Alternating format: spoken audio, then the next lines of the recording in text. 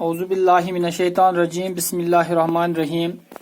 अस्सलाम वालेकुम dear students, हम अपने मौजूदा टॉपिक को आगे बढ़ाते हुए आज इस वीडियो में हमारा जो सब टॉपिक है वो है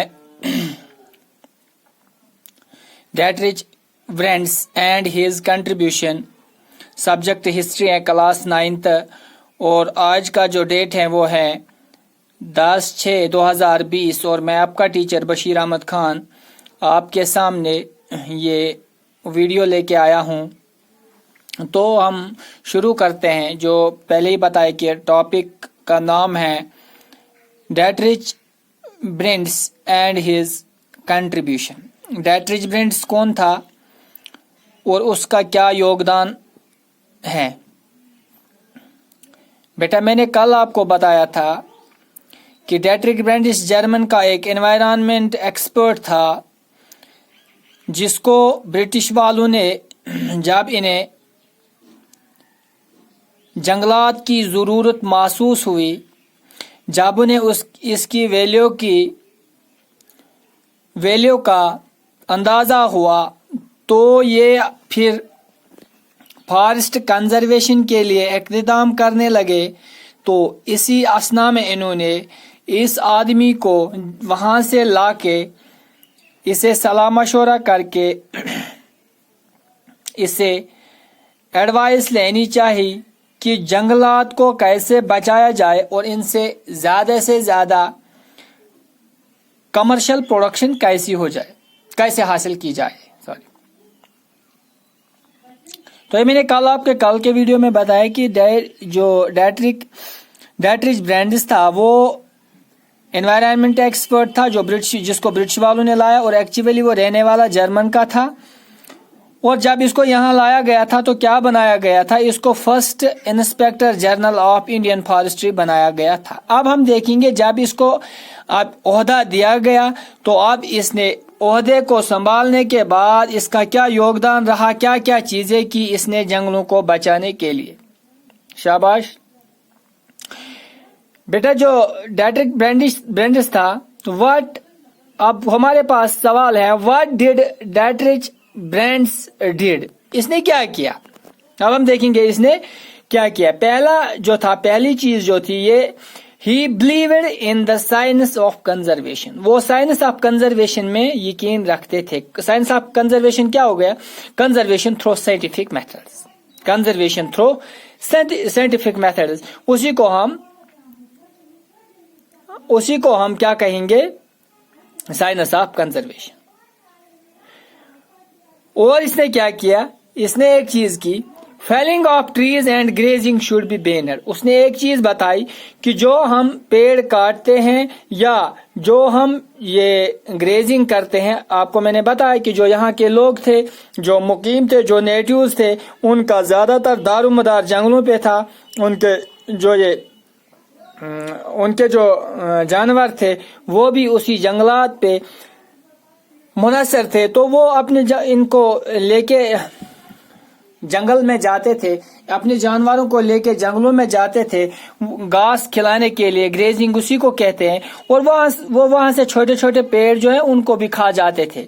तो ये चीजें इसके जहन में थी डेटरिच ब्रेंड्स के। तो इसने पहले ही क्या किया, इसने इस चीज पे बैन लगाया। इसने बताया कि अगर हमें जंगल बचाने हैं, जो ग्रेजिंग है इसको बैन किया जाए। एक बात। दूसरी बात बताई इसने, कंजर्वेशन थ्रू लीगल सैंक्शंस। और एक बात हमें करनी है, हम जंगल को बचा सकते हैं, कंजर्वेशन करनी है, बचाव करना है, लेकिन कानूनी तौर करना है। कैसे कानूनी, लीगल सैंक्शंस क्या हो गया, लीगल लिमिटेशंस क्या हो गया, rules about the use of forest resources and punishment to those who violets them. Rules about the use of forest resources and punishment to those who violates them. इसने बताया कि उन लोगों के कानून बनाए जाए, जंगलात के जो जितने भी वसाइल हैं उनको इस्तेमाल करने के लिए कानून बनाया जाए, और जो उन कानूनों को न माने उसे फिर सजा दी जाए, ताकि एक डर सा पैदा किया जाए। लोग फजूल में जंगल نہ کاٹے، تب جا کے لوگ ان چیزوں سے باز آ سکتے ہیں۔ یہ اس کا اپنا نظریہ تھا کہ اس طریقے سے ہم جنگلات کو بچا سکتے ہیں۔ جو برینڈس تھا، Brandis set up Indian forest service in 1864۔ جس طرح IAS ہیں، یہ بھی ہمیں برٹش والوں سے ہی ملا تھا، اسی طرح ایک جنگلات کا ایک ایگزام ہے، جنگلات جہاں پہ جو آل انڈیا لیول پہ ہوتا ہے، جس کو ہم بولتے ہیں، جس کا نام ہے forest service, Indian forest service IFS۔ یہ اس نے سیٹ اپ کیا تھا ان 1864۔ اس میں کیا کیا تھا اس میں الگ ڈپارٹمنٹ ہی، یہ مطلب الگ ڈپارٹمنٹ، جنگل بچانے کے لیے ایک الگ ڈپارٹمنٹ ہی کریٹ کیا گیا، ٹھیک ہے نا۔ اتنا ہی نہیں، he helped to formulate Indian forest act. جو انڈین فارسٹ ایکٹ بنایا گیا تھا، یہ کب بنایا گیا تھا؟ یہ بنایا گیا تھا 1865 میں۔ تو یہ بھی اسی نے اس کو بنانے میں، اس ایکٹ کو لاگو کرنے میں، اس ایکٹ کو وجود میں لانے کے لیے اسی نے مدد کی تھی، اور اسی کی بدولت یہ ایکٹ بھی آیا ہے، فارسٹ ایکٹ 1865۔ جو بیٹا فارسٹ ایکٹ 1865 ہے، یہ پھر ایمنڈ ہو گیا، 2 بار یہ ایمنڈ ہو گیا، تیسری بار بھی ہوا ہے، لیکن تیسری بار کا جو ایمنڈمنٹ ہے، جو تیسری ایمنڈمنٹ ہے، وہ آپ کی بک میں ابھی مینشن نہیں ہے۔ تو 2 جو آپ کی بک میں مینشن ہے وہ آپ کو میں سمجھاؤں گا۔ تو 2 بار یہ ایمنڈمنٹ ہو چکا، 3 بار ہو چکا ہے، تو 2 میں آپ کو پڑھاؤں گا، 2 آپ کی کتاب میں ہے۔ تیسرا جو ایمنڈمنٹ ہے وہ بھی آپ کو میں ایسے ہی بتاؤں گا۔ تو 2 ایمنڈمنٹس بولتے ہیں ترمیم کرنا، چینجز لائے گئے اس لا میں، اس ایکٹ میں۔ ٹوائس، کتنی بار؟ 2 بار اس کی ایمنڈمنٹ ہو چکی ہے۔ اب ایمنڈمنٹ میں دیکھیں گے، ایمنڈمنٹ میں کیا ہوا۔ جو فارسٹز تھے، فارسٹز ڈیوائڈیڈ انٹو 3 کیٹیگریز۔ جنگلات کو کتنے کیٹیگریز میں تقسیم کیا گیا؟ 3 کیٹیگریز میں۔ پہلے قسم جو تھی اس کو بولتے تھے ریزرور۔ کیا بولتے تھے بیٹا؟ ریزرور۔ دوسرا جو تھا اس کو بولتے تھے پروٹیکٹڈ، اینڈ تیسرا جو ہے اس کو بولتے ہیں ولیج فارسٹرز۔ ان 3 چیزوں میں ان کو تقسیم کیا گیا ایمنڈمنٹ تھرو۔ کون سی ایمنڈمنٹ؟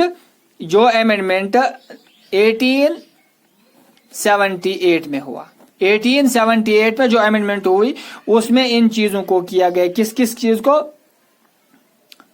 ایک جنگلات کو 3 حصوں میں تقسیم کیا گیا، ریزرور، پروٹیکٹڈ، ولیج فارسٹرز۔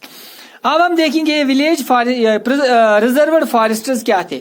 ریزرور فارسٹرز وہ فارسٹرز تھے کہ ان میں جو گاؤں کے لوگ تھے، جو ولیجرز تھے، وہ بالکل کوئی بھی چیز جنگل سے نہیں لا سکتے تھے، اس کیٹیگری کے جنگل سے کچھ بھی نہیں لا سکتے۔ آئی بات سمجھ میں؟ بالکل بین تھا اس جنگل میں وہ نہیں جا سکتے۔ اور جو پروٹیکٹڈ اور ولیج فارسٹرز ہے، یہ ایکچولی سیم ہے، اور اس میں الاؤ کیا گیا تھا گریزنگ اس میں الاؤ کیا گیا تھا۔ گریزنگ میں نے آپ کو پہلے ہی بتایا گریزنگ کس کو کہتے ہیں، تو گریزنگ اس میں الاؤ کیا گیا، اور یہ بھی جو پروٹیکٹڈ ہے یہ بھی سیم ہی ہے ایز ولیج فارسٹرز۔ تو ایک اور ایمنڈمنٹ ہو گئی 1927 میں، دوسری ایمنڈمنٹ ہو گئی 1927 میں۔ ایک اور بات یہاں میں بتاؤں گا، آپ نے نام سنا ہوگا Imperial forest research institute. Imperial forest Imperial Forest Research Institute set up in 1906۔ یہ 1906 میں بنایا گیا تھا، اور یہ بھی برٹش گورنمنٹ نے بنایا۔ اس میں کیا ہوتا ہے؟ اس میں ٹریننگ دی جاتی ہے کہ how we undertook scientific plantation۔ اس میں سائنٹیفک پلانٹیشن کیسے کی جاتی ہے، سائنٹیفک پلانٹیشن کے لیے میتھڈز دیے جاتے، میتھڈز بتائے جاتے ہیں۔ امپیریل، یہ دہرادون میں، it is located in Dehradun. Imperial forest research institute is located in Dehradun یہ دہرادون میں موجود ہیں اور اس کو بنایا گیا تھا 1906 میں. یہ امپورٹنٹ پوائنٹ ہے, 1906 میں بنایا گیا. تو یہ تھا آج کا ہمارا ٹاپک. اس کے ساتھ ہی میں آپ سے اجازت مانگتا ہوں. انشاءاللہ کل دوسرا ٹاپک لے کے آپ کے سامنے پھر حاضر ہوں گے. تب تک کے لیے خدا حافظ.